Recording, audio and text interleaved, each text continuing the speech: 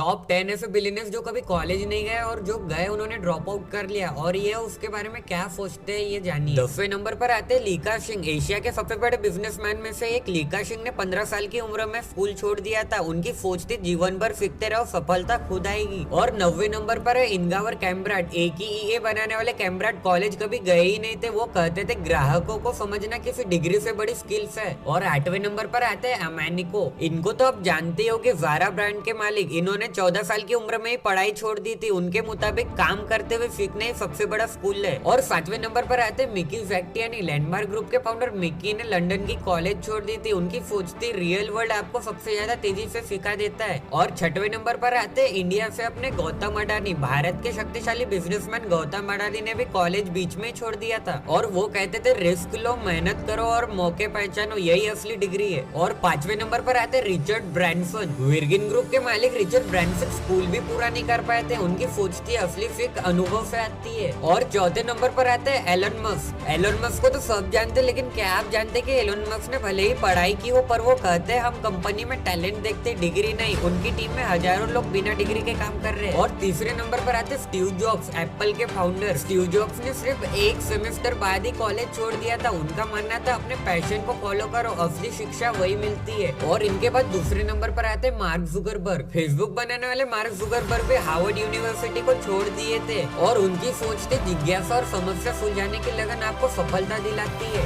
और इनके बाद नंबर 1 पर आते बिल गेट्स। माइक्रोसॉफ्ट के को फाउंडर बिल गेट्स ने भी हार्वर्ड तक छोड़ दिया था, लेकिन उनकी सोच ये थी कि डिग्री जरूरी नहीं है, सीखना जरूरी है।